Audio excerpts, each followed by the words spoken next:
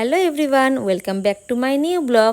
তো আগের দিন আমি তোমার সাথে যে রিয়েল ব্রাইডের স্টোরিটা শেয়ার করেছিলাম, তো আমি বলেছিলাম যে আমাকে প্যাকেজ বুকিং করেছিল।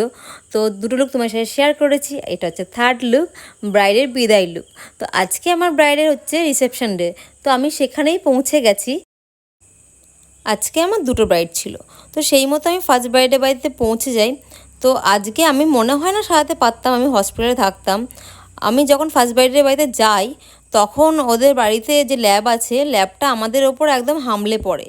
মানে মানে আমরা ভয়ে আতঙ্কে পারলে মরে যাই। যাই হোক, আমরা তারপরে আমাদের কামড়ায়নি, বাড়ির লোক চলে আসে, এসে ওকে একটা আলাদা ঘরে বন্ধ করে দেয়।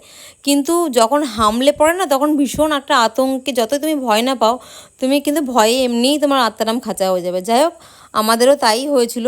তারপর সব কিছু করে আমরা কাজটা শুরু করি, যে তোমার দুটো ব্রাইড কাজটা করতেই হবে। তো কাজ করতে করতে দেখি পুচকেটা চলে এসছে। এটা হচ্ছে রুহি, আমার বান্ধবীর মেয়ে, ভীষণ মিষ্টি, দেখো কি কিউট। তো ওরই আজকে মানে আমার বান্ধবীরই আজকে দাদা মানে দিদির ছেলের বউ ভাত, তো সেখানে আমি সারাতে গেছিলাম। গল্প করতে করতে এদিকে আমার ব্রাইডের ফুল লুকটা কমপ্লিট হয়ে যায়। তো এই যে আমার ব্রাইডের ফুল লুক, কি মিষ্টি লাগছে দেখো আমার ব্রাইডকে।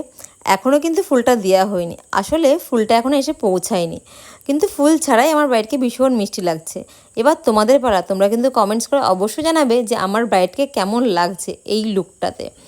আর আমি এরপর চলে যাব সেকেন্ড ব্রাইডের কাছে। তো তোমরা নেক্সট ব্লগটা কিন্তু দেখতে একদম ভুলো না, যে আমার সেকেন্ড ব্রাইডকে আমি কেমন লুক দিলাম। আর ভালো লাগলে অবশ্যই লাইক করো, কমেন্টস করো, আর এইভাবে আমাকে ভালোবেসো। টাটা, বাই বাই, সবাই খুব ভালো থেকো।